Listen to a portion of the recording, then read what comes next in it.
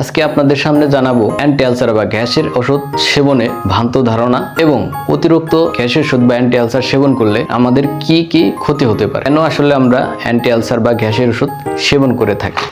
আমার হাতে দেখতে পাচ্ছেন একটা মেডিসিনের বক্স।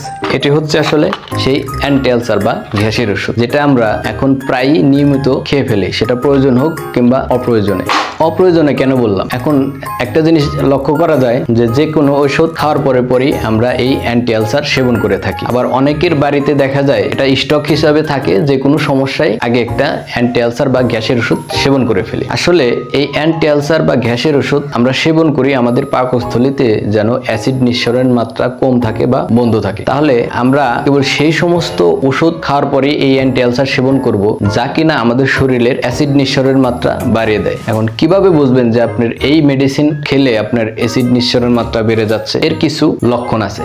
যেমন আপনি কোনো একটা ওষুধ খাচ্ছেন, সেটা খাওয়ার পর আপনার যদি বমি বমি ভাব, পেট ফাঁপা, পেট ফোলা, পেটে অস্বস্তি এবং পেটে জ্বালাপোড়া করে, তাহলে বুঝতে হবে এই ওষুধটা আপনার পাকস্থলীতে অ্যাসিড নিঃসরণের মাত্রা বাড়িয়ে দিচ্ছে। তখন আপনি একটা অ্যান্টি আলসার সেবন করবেন। আমাদের মানুষের ভিতরে একটা জিনিস লক্ষ্য করা যায় যে অ্যান্টিবায়োটিক খেলেও সাথে একটা অ্যান্টি আলসার খাবে, ব্যথার ওষুধ খেলেও সাথে একটা অ্যান্টি আলসার বা গ্যাসের ওষুধ খাবে, এবং যে কোনো ওষুধ খাক না কেন একটা গ্যাসের ওষুধ তার লাগবে। এই ভ্রান্ত ধারণা থেকে বেরিয়ে আসতে হবে, কারণ সব অ্যান্টিবায়োটিক বা সব ওষুধ খাওয়ার পরই আপনার গ্যাসের ওষুধ খাওয়া উচিত নয়। কিন্তু কিছু কিছু ক্ষেত্রে কিংবা কিছু কিছু মেডিসিনের ক্ষেত্রে আমরা অ্যান্টি আলসার সেবন করব, এবং সেটা ডাক্তারের প্রেসক্রাইব অনুযায়ী। যেমন ব্যথার ওষুধ, steroid, iron tablet, calcium tablet এবং কিছু অ্যান্টিবায়োটিক যেমন টেট্রাসাইক্লিন, সিপ্রোফ্লক্সাসিলিন। এবং ডাক্তার এই ওষুধগুলো যখন আপনাকে প্রেসক্রাইব করে তখন অ্যান্টি আলসার সাজেস্ট করে। কিন্তু আমরা যেটা করি,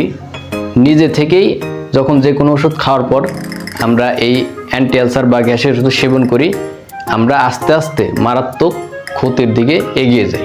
চলুন জেনে নেই যত্র বা অপ্রয়োজনীয়ভাবে গ্যাসের ওষুধ খেলে আমাদের কি কি সমস্যা হতে পারে। আমাদের পাকস্থলীর উপকারী ব্যাকটেরিয়া মারা যেতে পারে, হজমের সমস্যা হতে পারে, এবং আমাদের অন্যান্য ওষুধের কার্যক্ষমতা কমে যেতে পারে। আর অনেকের ভিতরে লক্ষ্য করা যায় যে খাবার আগে গ্যাসের ওষুধ খাইতে মনে নেই, তাহলে খাবার পরই ওষুধটা খেয়ে ফেলি। এটা থেকেও বিরত থাকার চেষ্টা করতে হবে, কারণ খাবার পর গ্যাসের ওষুধ খেলে এর কার্যক্ষমতা অর্ধেক কমে যায়। তাই আমরা যখন গ্যাসের ওষুধ খাওয়ার প্রয়োজন হবে এবং ডাক্তারের প্রেসক্রাইব অনুযায়ী আমরা এই অ্যান্টি আলসার বা গ্যাসের ওষুধ সেবন করব। অন্যথায় নিজের মন মতলবী ভাবে ওষুধ খাওয়া থেকে বিরত থাকবো। শুধু গ্যাসের ওষুধ নয়, যে কোনো ওষুধ খাওয়া থেকে বিরত থাকবো। তাই ভিডিওটি ভালো লাগলে শেয়ার করুন। দেশ ও জনগণের মানুষকে স্বাস্থ্য সম্পর্কে সচেতন করতে এবং নিজে স্বাস্থ্য সম্পর্কে সচেতন হতে আমাদের এই পেজটি ফলো দিয়ে রাখুন। ধন্যবাদ।